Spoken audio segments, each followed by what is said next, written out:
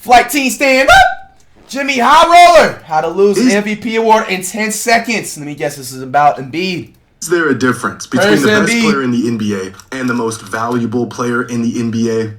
It's a bit of a loaded question, but with what's going on in the NBA right now, I think the question is more relevant than ever. In 1998, Michael Jordan was the best player in the NBA off of sheer skill and ability, but he was also the most valuable player in the NBA because of his impact on the Bulls for 82 games of the season. But seasons like this are usually an exception. The difference between the best and the most valuable are almost never this black and white. In 2011, Derrick Rose won the league's most valuable player award, despite the fact that LeBron was unanimously considered the best player in the NBA at the time. In a league loaded with all-time great talents in the mid-2000s, Steve Nash won back-to-back MVPs even though he was never considered the best player in the NBA. How good a player is and how valuable they are two very different things. How valuable is a player despite how incredible they are if they can't stay on the court? And how valuable can a player be if they aren't nearly as great, but they are always ready and available?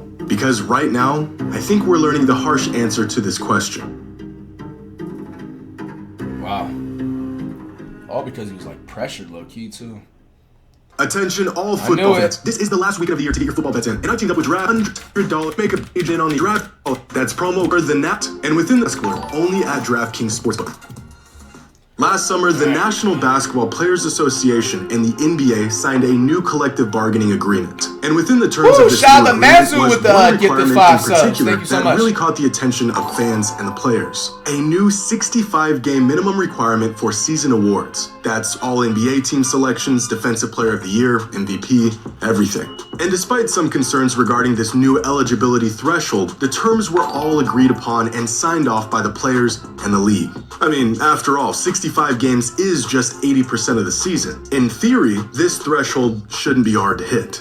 At least, that's what we thought. Because just one season into this new minimum game requirement, and the worst case scenario is already playing out. Up until last week, Joel Embiid led the NBA's MVP race by a pretty wide margin. Up to this point, his season hasn't just been MVP worthy, it has been one of the greatest offensive seasons in league history. A sort of revenge tour for the backlash he received after winning last year's MVP over Nikola Jokic. And barring some sort of major injury, the 2024 MVP award was virtually his. And then, almost as if it was written in the script, Embiid sustains a major injury, causing him to miss too many games, making him ineligible for the MVP award.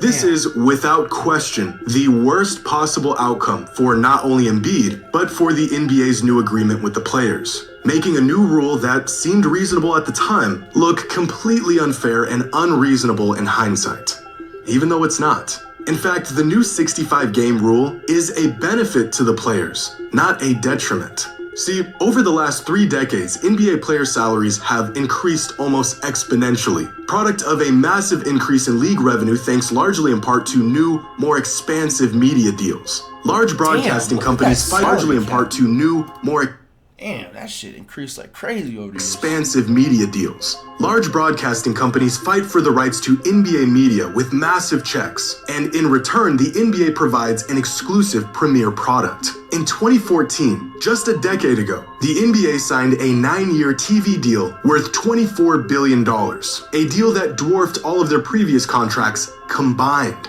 At the start of the 2025 NBA season, their new TV rights kick in, a deal that is worth an estimated $75 billion. And what would a healthy business transaction be without some guarantees and stipulations? The networks and entities picking up these contracts want certainty that once this deal kicks in, they are investing in a healthy, growing product, a deal that benefits everyone. According to HoopsHype.com, the median NBA salary over just the past 5 years has increased from $2.5 million to $4 million. And once the new CBA deal kicks in, this number might even double within the next few years. The league-wide minimum salary has drastically increased as well, from just $500,000 in 2014 to $1.1 million this season. In 2015, there were only 8 players in the NBA making at least $20 million. This season, there are, wait for it, there's a lot of them, 75 players making at least $20 million. This leap in player salary does not exist without the CBA and without stipulations.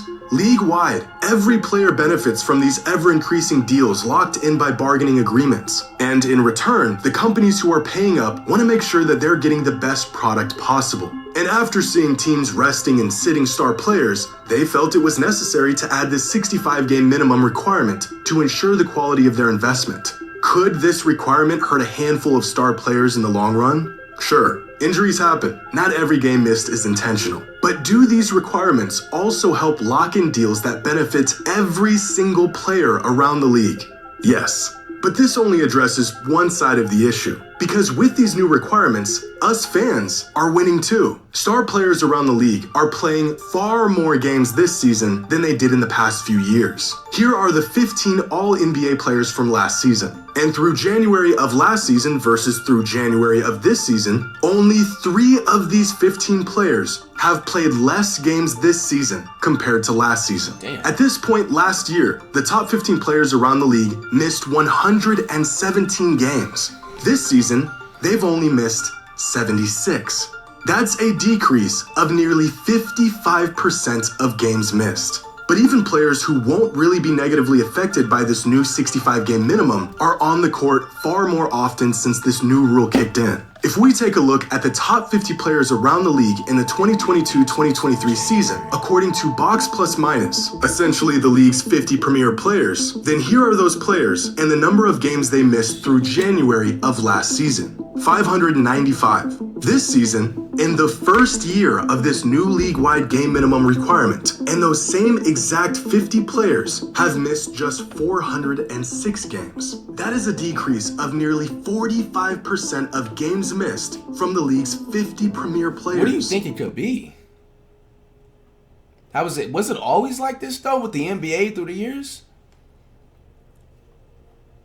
Now, 50 players across half an NBA season is not a small sample size. Is it a coincidence that all of these players are collectively playing nearly 50% more often than they were just last season? Probably not. But I think we're overlooking the most important part about this idea of a player being available and just how important that is to a team. After all, they say availability is the best ability. And although I don't know if I agree with this statement, there is a tipping point where a player who isn't nearly as good as another player starts to become more valuable simply because he's on the court more. For example, I think most people would agree that Stephen Curry was better than Donovan Mitchell last season, and all of the numbers would support this, especially this one. The estimated plus-minus metric, which has Curry as the 9th best player last season and Mitchell as the 21st best player last season. But if we look at the estimated wins metric, which factors in how impactful a player was and the amount of minutes they played, then Donovan Mitchell jumps to the 8th most valuable player, while Curry falls to 12th, because Mitchell played 68 games while Curry only played 56. There is a stark difference between the best player and the most valuable player. And although there isn't an argument for Mitchell being better than Curry, there is an argument that he was more valuable to his team because he simply played more games and made an impact on winning more often. This season, this same exact concept is unfolding on a much larger scale. When Joel Embiid is on the court, he is a monster. Even his biggest cynics couldn't deny the MVP run that he was on. And according to estimated plus-minus, which again essentially looks at how good a player is, Embiid has been the best player in the league this season with an EPM of 10.1, followed by Shea, Giannis, and Jokic. But when it comes to estimated wins, Embiid falls to the 4th spot behind those same 3 players. The sole factor behind this is because he's only played 70% as many games as they have. At the end of the day, would you rather have 60 games from an MVP caliber player or 80 games from an All-NBA or even All-Star caliber player? I think the overall concept for this new 65-game minimum requirement for awards is generally a good thing. We will inevitably see some of the downsides to the rule, but overall, the good that will come from it. Imagine a player steps in there averaging like 40 plus per game, and they miss like, and they only play like 63 games. And they don't win the MVP. Some players may not like it, but it's the players Albert and their calls new NBA decisions that led to this point in the first place. With the regular season becoming more irrelevant and disconnected from the postseason, with more players strategically sitting out games and picking and choosing when they want to play, the league had no choice but to enforce this new rule. Over the last 30 seasons, here are the percentage of games played by players who made All-NBA teams. Throughout the 90s and... What the fuck is wrong with y'all niggas? Niggas saying, Flight, you good? What are y'all saying? There's nothing to say, nigga. I'm analyzing the video. You want me to pause the video every 5 seconds and just yap off? What are you saying? 2000s, the top... Bro, what's wrong with y'all niggas, bro? Players around the league. That's why certain videos I just be reacting to off stream. Bro, a video like this, you supposed to analyze and listen, nigga. This nigga in this motherfucking chat said, this nigga gonna motherfucking say, Flight, you good, man? He said, Flight, we're here for you. Like, what are you saying, bro? Nigga. In about 91 to 95%. Man, some of y'all, bro, I ain't gonna lie. I don't think y'all can tie your own shoes, bro. This number only dipped below 90%. Nigga, I can't speak for 3 minutes. Y'all niggas ask me some weird shit. But over the past... What? Seriously, like, I honestly am curious. What exactly from the last 3 or 5 minutes of this video was I supposed to say? This is literally like a learning type of an analyzing reaction, bro. You don't supposed to sit up here and pause the video every 5 seconds. 6 seasons, superstars around the league have been wrong with playing less and less, bottoming out last season at just... Nigga, I thought I was on a different live stream by accident. Nigga, this is my own chat. Average. But this season, would you look at that? The players who are projected to make an All-NBA team are on track to playing 92% of all available games. Some may not like it, but the new rule is working. I think playing 80% of the season is a reasonable standard for the best players in the world. And if a player can't hit that standard, he's either not as valuable as the players who did, or he had the misfortune of sustaining an injury, which has and will always be a huge unknown factor in sports. But still, even after all this, it seems like fans are torn on this minimum game requirement. So what do y'all think? Is the rule too strict? Should there even be a minimum game requirement for season awards at all? Should they make exceptions to this rule for circumstances like Embiid's? What will be the lasting effects? Bro, I understand y'all care about me, bro, but like some of y'all, bro, like it's just gotta be trolling because like there's no way you have never seen me react to a video. Bro, there's videos that I've reacted to over the years that have been 20 minutes and I've said one word the whole video. Like, what there's nothing different from now to then. Let me know your thoughts in the comments below. And as always, until next time. All right, anyway. Now, to be honest, in my opinion, with the 65 game, bro, I feel like it's a hit or miss. Like, for Embiid's situation, it kind of boiled down to, like, especially when he played Jokic and he felt like he was ducked off. Even me, I thought he was ducking Jokic at that certain point. And then when he ended up playing the Warriors later on, right afterwards, I was just like, okay, like, you just want to kind of come back into a big game, this and that.